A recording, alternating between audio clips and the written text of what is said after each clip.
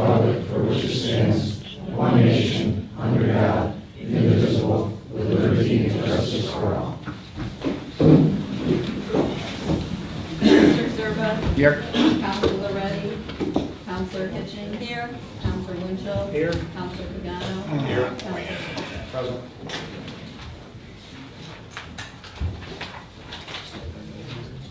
Any old business from council? I'd just like to have an update from the acting city manager about the 238 Allen Park Place. If you could please. As I told you as I was walking in, so Mr. Paredes did apply for a permit about a week and a half ago. Jay in the codes department's kind of handling it, going through everything. He just wanted a little better clarification on the design. They're not changing the structure, but there's a staircase in the back that it's a two-family dwelling. Somebody had turned the staircase to come back into the first floor apartment. So that was flagged in the design. It needs to be turned around so it can be an exit for the upstairs. So Jay and the engineer are working on that to get that cleared up. Jay said pretty much once that's done, he can have the permit. I have been texting back and forth with Mr. Paredes, again reiterating that he can go up there and put a knee wall so he at least has something to drape the tarp over. Because that was originally the problem when he had that work halted. They were up there trying to reframe that entire upstairs without a permit. So there is a little bit of a language barrier. Texting seems to work better. The gentleman that he does have working over there, I've been there a couple times, does not really speak a lot of English. So I've had to kind of, through the text messaging and stuff, and again, I've asked about the dumpster. It's been full for about a week and a half now. I don't know why the company won't just come and get it as long as he pays for it to have it empty. So that's kind of where that stands. I spoke to Jay today, same thing, he's just waiting to hear back from that engineer. He said he needs better drawings. Okay. So that's where that is. All right, thank you. So Nadine, at what point can we intervene, and what recourse do we have at this point if we don't feel that they're moving like they should be? The resolution contained the directive with the order on what needed to be done on particular dates. If he has not complied with that order, the city has the right under the terms of the resolution to perform the work itself and then charge those costs back to the property owner. So the question would be, or not the question, I'm hearing the status report as we all are. It would seem to me at this time what would be appropriate is, for example, the dumpster, if it hasn't been emptied. He was to have the items removed. I think there's a good argument that if they're still in the dumpster, they're not removed from site. So I think there should be a telephone call placed to him that he has 24 hours, or the city will undertake the steps necessary to have it removed and the cost of the disposal fee charged back to him. Okay. You know, and it'll just be a keep his feet to the fire on every single deadline that was imposed in that resolution. Okay. But throughout that, it's all costs that are assessed back to him. And he should understand that any cost that we incur is more likely than not going to be more than what he would incur, whether it's because of prevailing wages or whatever rule, the rules that we operate under that a citizen does not. Typically, that's an incentive. Right. Okay. Good. Thank you. Any word on what's going on Madison Street? The building that's all barricaded off. Chief Jones here. He's not here to see that. Okay, so we sent an email to that gentleman's attorney. I'm sorry, I don't remember the gentleman's name, but we reached out to the attorney to say we haven't seen any progress. Apparently, they wetted down that debris pile. Are we talking Madison Street To or Madison Oneida Street, not United Street, Madison. Madison. Madison Street. Where the fencing's up around the building. Oh, I have not had any dealings at all on that. All right, let's go to Vanderbilt then. that's good, okay. I'll go Vanderbilt then. So Vanderbilt's the one where the gentleman appeared Yes. in front of us. So Chief Jones reached out to the attorney through email to say, hey, I reached out to the attorney. yes, that's right. Sorry, I just got, You're good. I got 100 things going on. So, yeah, and it was back to us that they had wetted down the pile to Yes.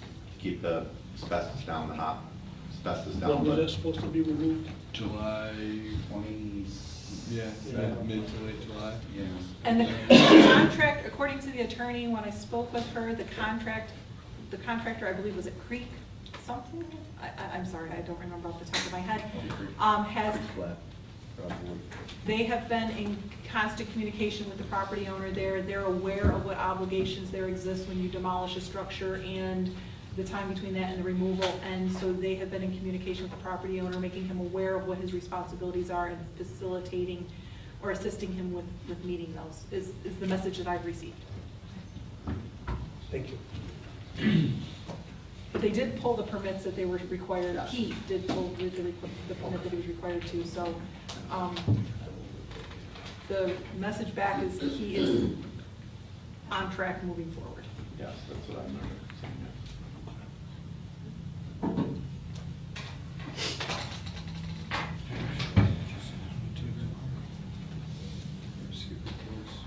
I don't have any reports tonight. We're gonna go right into approval of minutes for May 21st, 2024. Motion? Second. Any discussion? All in favor? Aye. Any noes and abstentions? Motion's passed. Can I also get the approval of warrant number 11? Resolved that warrant number 11, checks and ACH payments in the amount of $1,053,042.63, as audited by the voucher committee, are hereby approved for payment in the usual manner at the discretion of the comptroller. Motion. Second. Any discussion? All in favor? Aye. Any noes, any abstentions? Motion's passed. I'll now turn the meeting over to our city clerk. Item number 1, adopt local law. Adopt a local law amending section 17-1 of the code of the city of Oneida and establishing a new chapter regulating the harboring of hens within the city of Oneida. This is a roll call vote. Motion? Second. Any discussion? Yes, Nadine, can you explain a little bit about the inside and outside district? Thank you. So I understand there's been some questions about the inside versus outside. So under section 71-1, which is legislative findings and intent, it acknowledges specifically that the local law shall allow the harboring of small flocks of hens subject to permit by residents of single-family dwellings which are not otherwise defined as or used for agricultural farming uses. So if you have a single-family dwelling in the city of Oneida, this does not limit it to inside district or outside district. If you have a single-family dwelling, harboring small flocks of hens is subject to a permit. That language, which are not otherwise defined as or used for agricultural farming uses, if you have a farm, if you are a farm use as identified by our code, off the codes department, you are still allowed to have hens. That's not stopping that. Now, does this mean that if you're in the outside district that you have to have a permit? Yes, it does mean that. It does not mean that you don't. The permit is from what I understand, the interest in having the outside and inside districts treated equally is that we typically think of your outside district as being, or we typically think of as inside district as higher density, smaller lots, where the likelihood of an impact is greater. And we think of your outside district as not being situated in the same manner, right? Larger properties, more rural in nature. However, there are areas in our outside district that aren't like that. And the concern is that those outside districts, to just have where anyone in the outside district can have the harboring of hens without any regulation at all, is presenting an opportunity for there to be problems. So, yes, the question was posed to me today, minutes before walking in. Does that mean if somebody's in the outside district and they want to have a hen, they have to have a permit? Yes. Does it mean they'd have to pay the fee for it? Yes. Does the fee have to be large? No. The fee will be set by resolution separate and apart from the local law. We never put the fees in the local law because then if you ever change the fee, it has to go through the local law process. So you always set fees by means of resolution.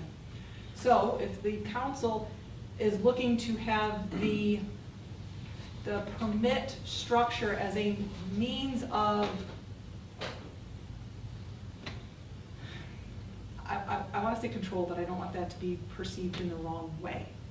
But being able to regulate the hens and so that the impacts that may or may not be realized by neighboring property owners can be minimized, having a permit gives that, it creates that process, right? Without it, there's no control. It's not necessarily a, let's see this as a revenue generator. That's not the intent. So that is the inside-outside issue. I also understand there was a question. Yes.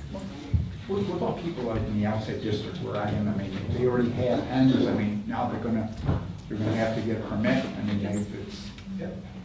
I thought we discussed that. Even though you're, What's that? even though if you're in agriculture. You're already allowed.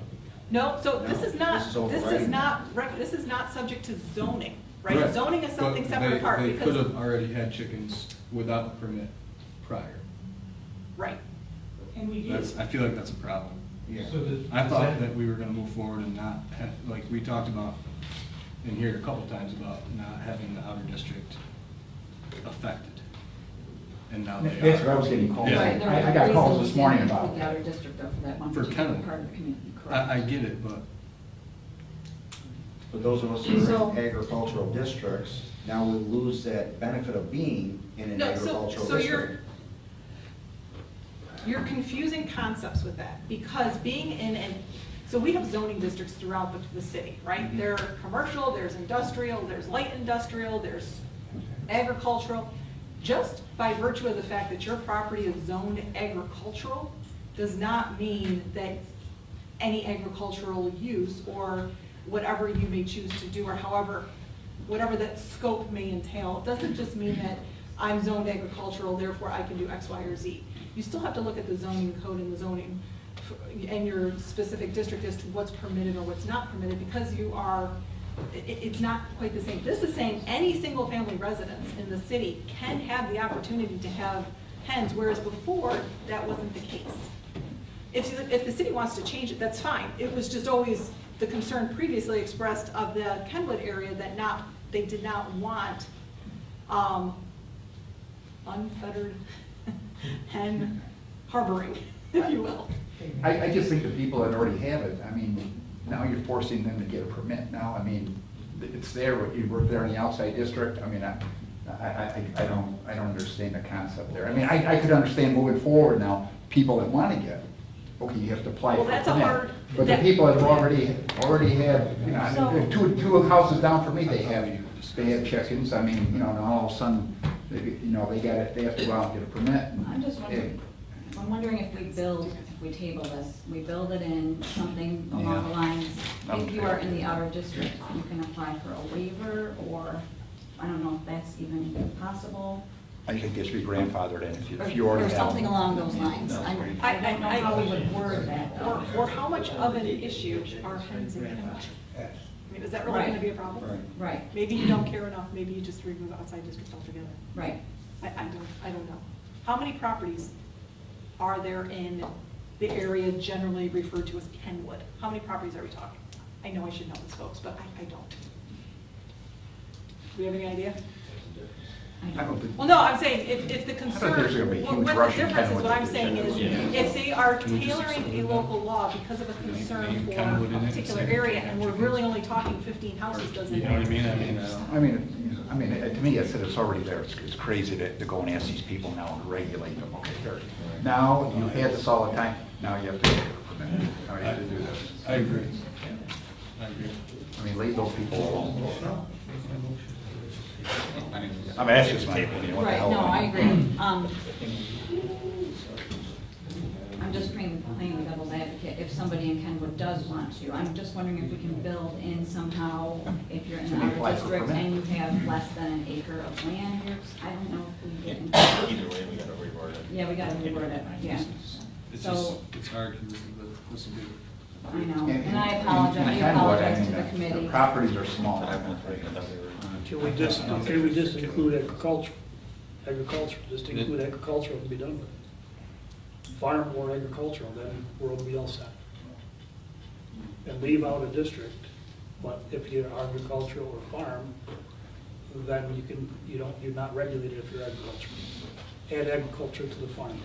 But there's people that don't have agricultural, right, that still have chickens in the outer district, so that wouldn't, I think it would be outer center. Yeah. Inside, outside. Yep, I agree with you. Take our chance. Or just exclude the other district. Just exclude it. if we add that verbiage to exclude the outer district, that's gonna require another public hearing and another introduction, correct? Or no? Is it substantial? You have to schedule another public hearing, yes, because there may be people who are okay with it before, but don't.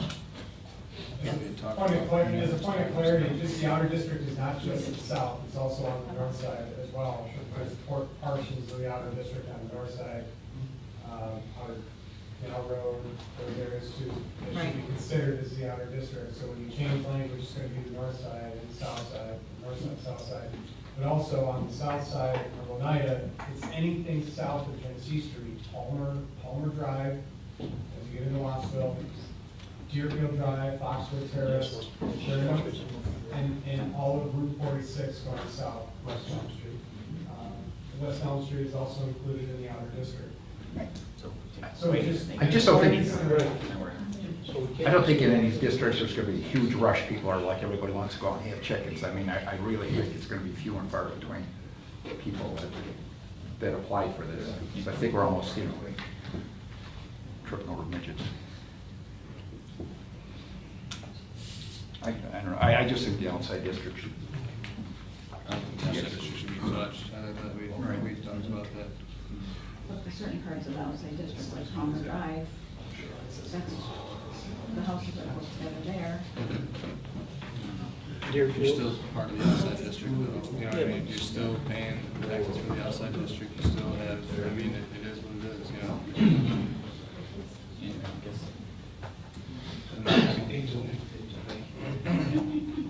So sounds to me like this needs to be tabled. Then we make a motion to table it. When you know how you'd like it to proceed, let me know. I will change the local law to address the concerns. Because I understand. And the they're concerns. valid concerns. Trying to figure out who has chickens though and who doesn't, that's a very hard, to like, No, not allow a permit. I think I would speak with your code or with your, this is enforced by your community, your CSO. I would speak with him on the logistics of how he would make those determinations. I don't know, maybe he thinks it's not that big of a deal, maybe he's, that's overwhelming, but you might want to talk with him. all in favor? Aye. Motion is tabled.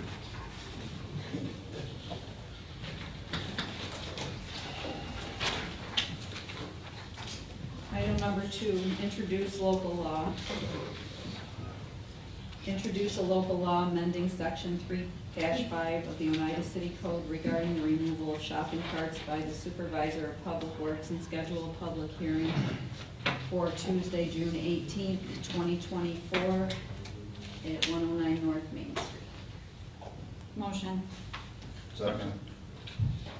You want to explain that? Any discussion? Maybe you want to explain? I can just give a very brief explanation.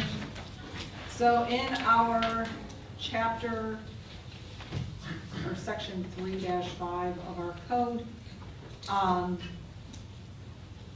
there is language that currently says that the supervisor of public works or their designee shall have the authority to remove or cause to be removed any shopping cart they determine is abandoned that is found on public, private public property or on private property. Currently, it says without the consent of the owner of the private property.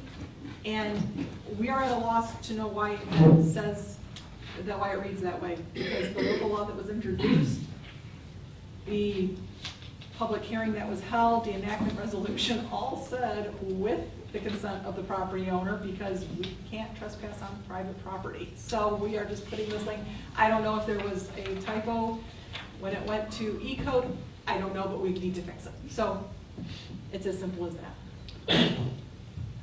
All in favor? Aye. Any noes, any abstentions? Motion is passed. Item number 3, introduce local law amending the city charter and city code regarding appointments by the mayor and schedule a public hearing for Tuesday, June 18th, at 109 North Main Street. Motion. Second. Any discussion? All in favor? Aye. Any noes, any abstentions? Motion is passed.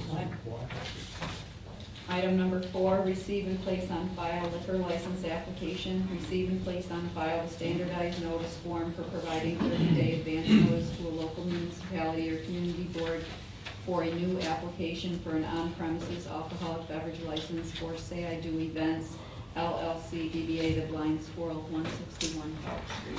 Motion. Second. Any discussion? All in favor? Aye. Any noes, any abstentions? Motion is passed.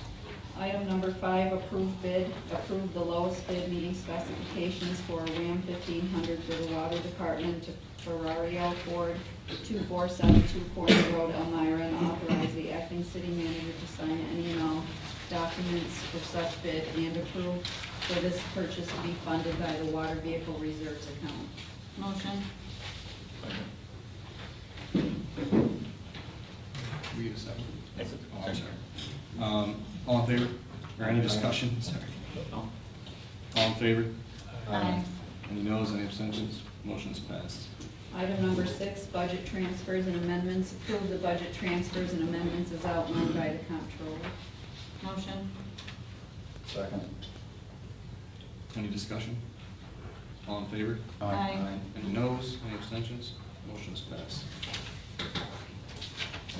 Any new business from council? So, we have the New York Run for the Fallen relay event. It's a 9th annual run for the fallen to honor and remember New York military service members who died as a result of serving during the War on Terror. This is a 4-day, 200-mile memorial trail through New York. It's June 6th through June 9th, 2024, passing through Oneida on day 2 of the event.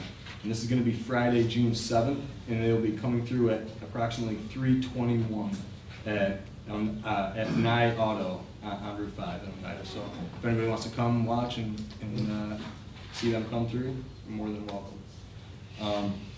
Some other new business. The city manager search committee has met twice so far. Councilor Reddy was present at the last one. I was not able to make it, but I believe some progress has been made, and I'm sure we'll be addressing the council next meeting. Other than that, any other new business? We'll move on to public comment.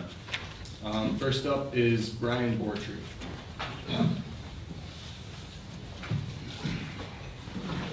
Well, here we are again. I don't know how many of the public know, but I understand that Leann Wells, our comptroller, has put in her notice to resign. And I blame you for the first 4 seats. Don't shake your head at me. Shaking your head. Okay, go ahead. Thank you. I This want to is hear my any 3 personal, I'm not minutes. going to have any more personal attacks on me, that's it, for any of us. Really? Then why don't you do your job? Why don't you resign then? Come on. Guys, let's not talk from the audience. Let's just. You had a city manager that you never gave a chance. He assigned Leann as the acting city manager when he's gone. You guys took her out of there and put in Bob Barnett. Nothing against Bob, shouldn't have accepted it. You guys have treated Leann like crap. You don't answer her email.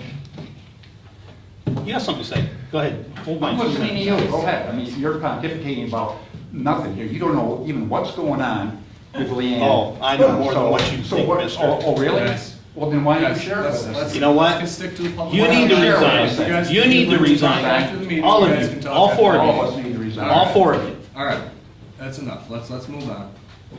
This is ridiculous. Let's move on. You were put in here by the citizens to work for the city of Oneida. You're not doing it. You have your own agendas. You're putting people in that don't need to be put in because they're not qualified. And you sit here and, excuse me? Why don't you just keep moving now? This is enough. No, I'm not going to let this drop. You guys were wrong. You guys were wrong, and you won't admit We're wrong. it. This whole thing, Enough. this, let me say one more thing. Okay. This whole thing, Address the council as a whole, don't address individuals. yeah, he's a, anyway, Excuse me? this, That's enough. This- That's enough. I want it out. I want it out. all right, I want you out, Yeah, go ahead. all of you. You don't call names to the council, or anybody for that matter. No, leave it there.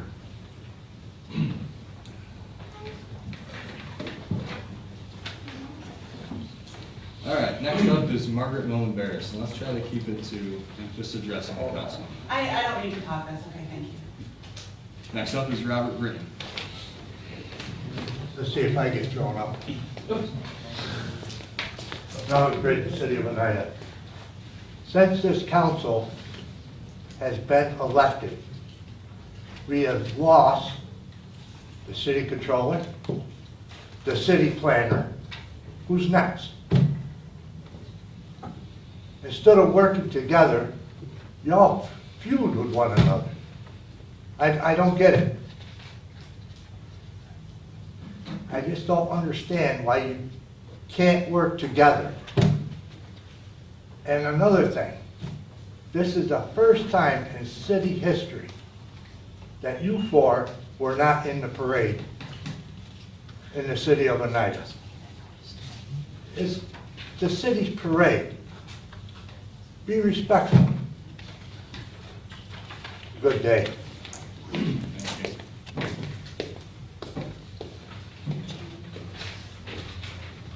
Mayor, I can sign now. Yep, you can come up and speak if you'd like to.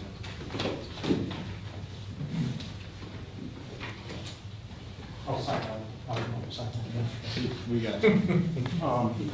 I'm not gonna hash over Leann Wells, but I will say she's worked, I was on Councelors up with the mayor, and she was fantastic.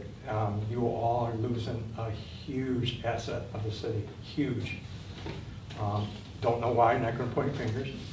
The only other thing I wanted to say was, the last 2 or 3 meetings, it's been talked about, the fire department using the trucks on Allen Park Place, the DPW boarding up buildings and stuff.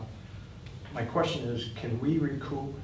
I mean, they could be doing other things, you know, working on the roads and stuff.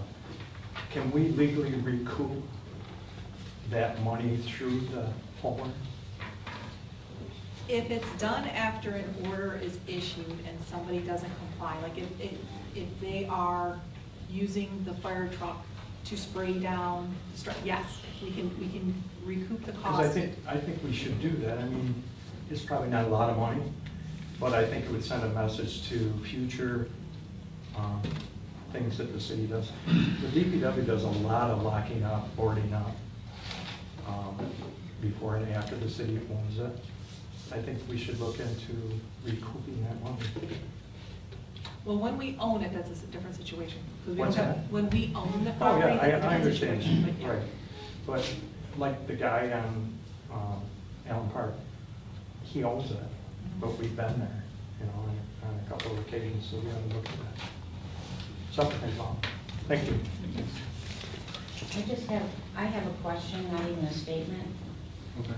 On 238 Allen Park, is there anything that can be done? There are slates, like, right, every time we get a rainstorm, I'm afraid they're gonna come right into our window. They're right on the edge of the roof. And we've already picked up one board that just barely missed our car. There's another board ready to come off. Is there any way that we can get him to get this done? Because it's gonna storm again this weekend, and I'm just worried. Our car, it was that far from our back window of the car. I'm gonna be on top of that tomorrow.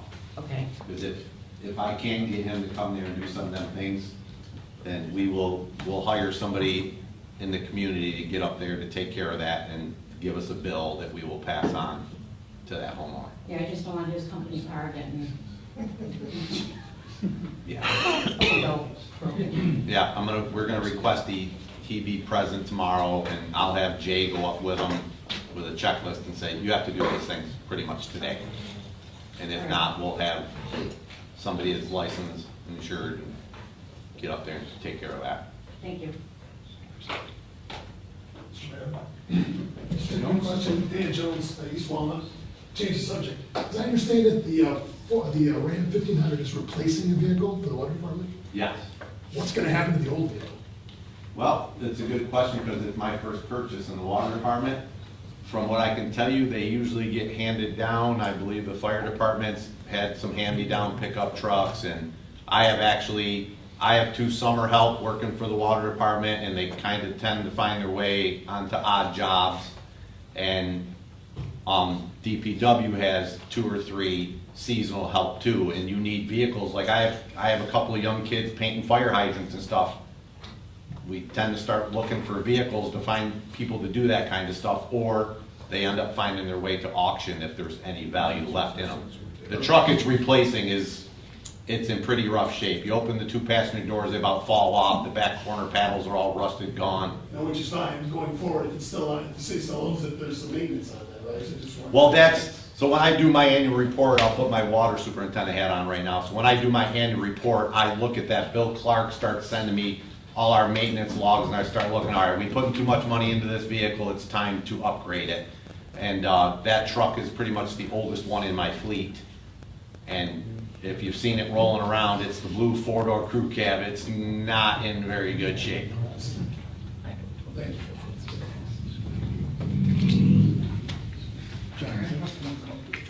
It's a crew cab, yeah. Yeah, we're replacing it with a crew. And the truck that we're purchasing, I don't know if you guys got to look at the prices, but I put the mini bid out, and most of the Chevys were 48, 49, 51,000. There was that gentleman that reached out to me and said, hey, I got this Dodge Ram 1500 crew cab. It's been sitting here. I'm looking to get off my lot. 43,000. It's yours. Sold.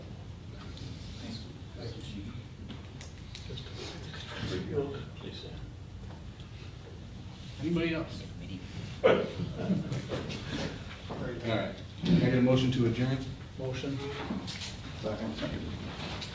Thank you guys all for coming. All in favor? I always forget that last little bit. No one's ever